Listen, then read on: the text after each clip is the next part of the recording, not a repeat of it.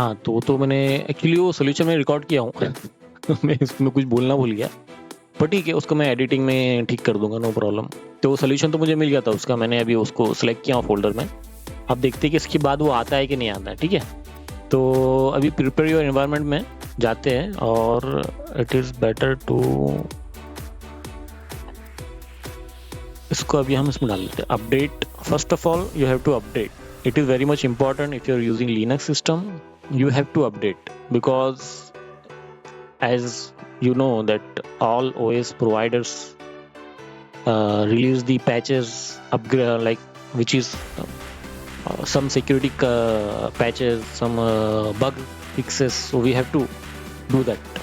Okay, so and this is very important part, क्योंकि हम VAPT तो कर रहे हैं, पर उसमें करने से पहले हमें ये सब चेक करना ज़रूरी है कि ये सब टूल्स प्रॉपरली काम कर रहे हैं क्या नहीं कर रहे, तभी तो हम VAPT कर पाएंगे, उसके बिना नहीं कर पाएंगे, बराबर।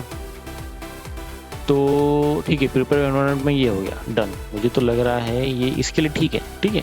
अभी चेरी ट्री का तो भी हो गया, चेरी ट्री भी अपन ने सेटअप कर लिया है, तो मुझे लगता है ये प्रिपेयर एनवायरनमेंट में ठीक है। चेरी ट्री भी यहाँ डाल देते हैं, setup your notes, perfect. Okay, मेरे को लगता है वो जो सोल्यूशन था ना वो हो गया है। देखो यहाँ पर अभी क्या लिख के आ रहा है, cherry tree VAPT dock home Kali desktop cherry tree. तो मुझे लगता है ये जो मैंने डेस्कटॉप पे चेरी ट्री का फोल्डर बनाया था, let me show you this. Okay, where is it, what is this, 2 times open it, close it. हाँ, ये चेरी ट्री का जो फोल्डर बनाया था इसको ओपन कर, हाँ इसमें सेव होना शुरू हो गया, ठीक है। 3-4 जो भी है पता नहीं, अभी इसके स्ट्रक्चर को भी समझेंगे, अभी नहीं सबको समझेंगे, अपन को छोड़ना ही नहीं, कुछ बचाना ही नहीं है अपने को, ठीक है। अभी ये चेरी ट्री है जो मैंने ओपन किया था। Okay done. अभी now we need to go back to our textbook, notepad, basically mouse pad. अभी तो चेरी ट्री का पता चल गया अपने को, चेरी ट्री इतना हार्ड नहीं है, फैंटास्टिक, बहुत अच्छा हो गया। अभी second thing, snapshot the target VM if in your lab, restore vibe, नहीं इसकी जरूरत नहीं है, ठीक है। अभी सब में जबरदस्त चीज, reconnaissance, this is the very first step if you are learning or you are in the VAPT role, you have to do reconnaissance. So basically what I will do is, first this have to be in very detailed manner. I don't want to leave any question unanswered while exploring this reconnaissance. Okay, so this is very important for me, and I think what we can do, yeah, it should be under VAPT, but what we can do, I want it to be as a separate this one, okay, and I want this as a bold. It should look nice, fantastic, I got it.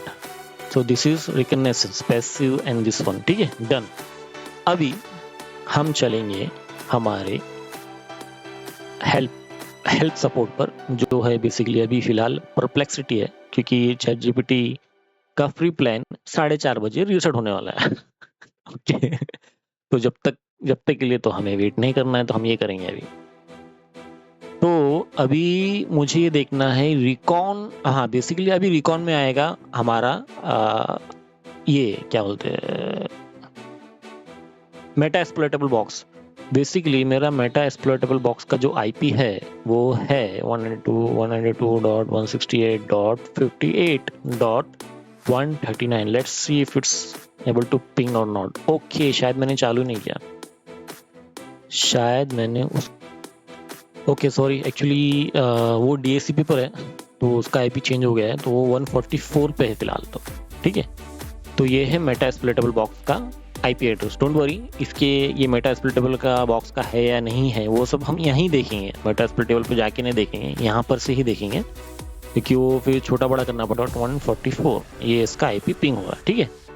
तो अपना Meta exploitable box भी on है, ये भी on है। अब detailed view करना है हमें विद दी, और उसको हर एक चीज को इसमें लिखना ही लिखना है। मुझे कोई भी इसमें डाउट नहीं होना चाहिए, मुझे बेसिकली ओके। तो ओके, मैं इसमें जाके लिखता हूँ I am using meta exploitable box and Kali. So first step in the APT is to do recon. Give me detailed roadmap how I can do the recon.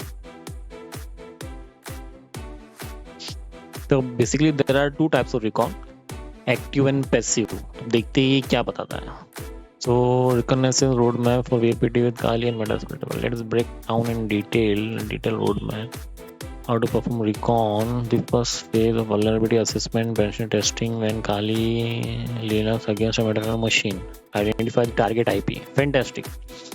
So use this tool, NetDiscover, or directly get it from the Metasploiter OS using ifconfig. Let's see what it will do. So for example, NetDiscover your subnet to find live host. Okay, this is nice. This is really nice.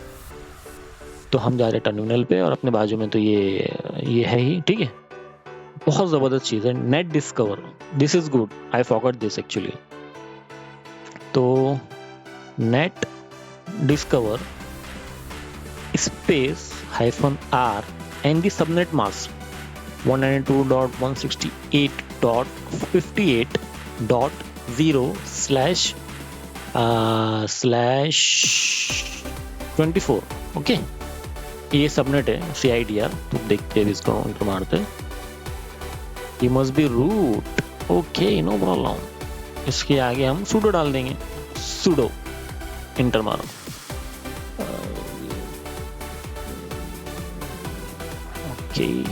Okay, now I think it is pinging. C1 तो मेरा gateway है. 2 भी VMware का इसमें एक adapter है. 144 is the meta exploitable box and 254 is also related to a VM adapter. So 144 is our target as we discussed earlier.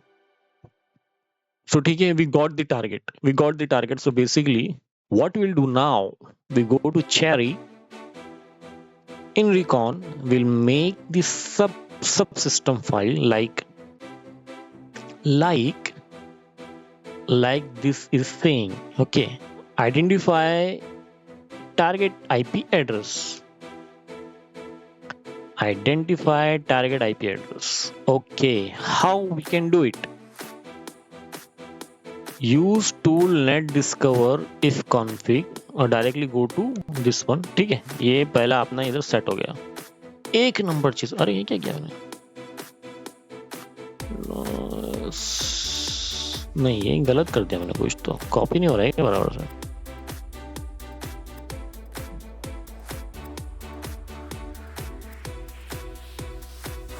Okay, नहीं हो रहा है copy. Use below command to know your connected devices within the subnet. ठीक है, within the subnet. So what was the command? sudo netdiscover space, भूल गया मैं वो क्या था, -r. maybe it is for require subnet. अच्छा, the request maybe -r और मैनुअल पेज अभी देखेंगे हम. and then the IP address 192.168.58.144. okay, अभी now what is the meaning of R? I want to know. Curiosity very important. Man net discover. Okay, man basically is for manual pages and now we'll scroll it down to know what is R. ऊपर गया क्या? range. Okay, to give a subnet range. Fantastic. Okay. So basically इसमें क्या है, इसमें मैं एक note डालूंगा, नोट, ठीक है। इसको सबनेट्स में ले लेंगे। R means to give a subnet range for scanning. Very nice.